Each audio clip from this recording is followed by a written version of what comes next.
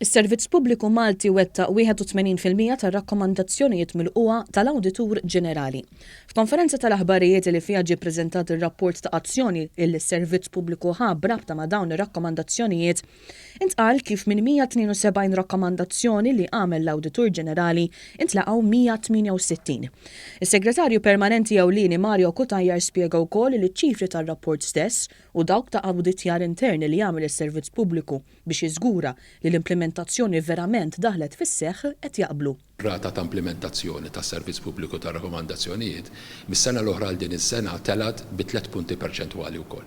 Jiġifieri meta aħna qed nitkellmu fuq din il-pubblikazzjoni qed nitkellmu fuq strutturi, nitkellmu fuq sistemi, qed nitkellmu fuq permanenza li l-affarijiet ma reġgħux jiġru u qed nitkellmu fuq governanza tajba u kontabilità li fuq kollox hija waħda mill-viżjonijiet tas-servizz pubbliku.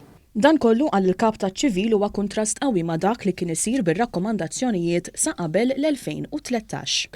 Kien jagħmel bejn wieħed u ieħor bejn 300 u 350 rakkomandazzjoni llum il-ġurnata hemm tnaqqis ta' 42% tal-numru ta' rakkomandazzjonijiet li qed jagħmel l-awditur li jfisser allura li s-sistema qed taħdem. Qed jagħti wkoll ċertifikat ta' good practices, jiġifieri hemm dipartimenti li meta jarhom, meta jmur jawditjhom isib li m'għandux bżonn jagħmel rakkomandazzjonijiet.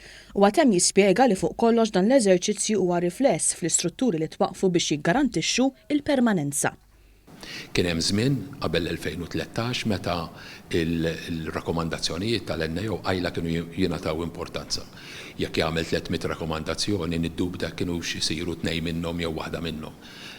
Letteralment illum il-ġurnata qed hemm rendikonti ċari u din il-pubblikazzjoni hija rendikont ċar ta' dak kollu. U fl-istess ħin twaqfu strutturi li permezz tagħhom daħlu sistema li taw permanenza.